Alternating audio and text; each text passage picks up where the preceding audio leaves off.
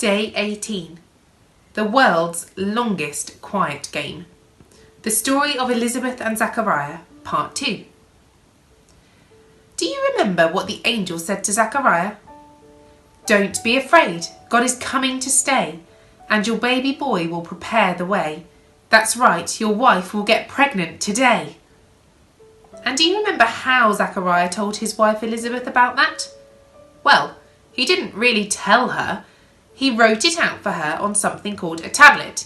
And no, it's not like an iPad or a Kindle or something you might have today. Back then, a tablet was a hard piece of clay you wrote on. Sort of like paper, but dirtier. But, wait a minute. Why do you think Zechariah was writing on a tablet? Well, when the angel told Zechariah that he was going to be a daddy, Zechariah didn't believe him. God had been silent for so long that Zechariah thought God would never speak again. The angel must have had a sense of humour because he said, Zechariah, don't you think God has something to say? I'll tell you what. Because you didn't believe me, you won't be able to talk at all until your baby boy is born. You'll still have your mouth and your tongue and your teeth and your lips and even your little hangy ball in the back of your throat, but no voice. Sure enough, when Zechariah walked out of the temple, he couldn't say a word.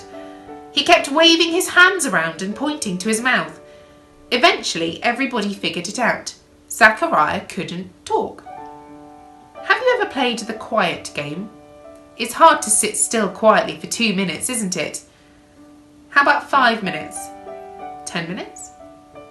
Can you imagine going 9 months and not saying anything at all? That's 394,200 minutes. Not even the best quiet game champion can do that. But Zechariah did, because you see, God was teaching Zechariah to listen to him and to trust him.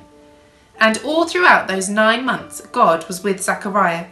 Even when it was hard, even when he couldn't speak, even when everyone started to say he would never speak again, God was with Zechariah. At last, Elizabeth and Zechariah had their baby, and Zechariah must have learned how to listen to God because the first thing he did was write on a tablet. God said, "Name this baby John." Zechariah had learned how to listen to God and trust him.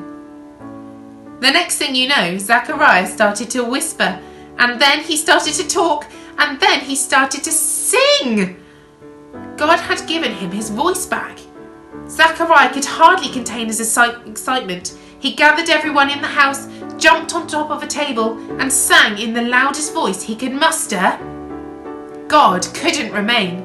Sin drove him away, but now he has heard what we hoped and we prayed. God is coming to earth to stay.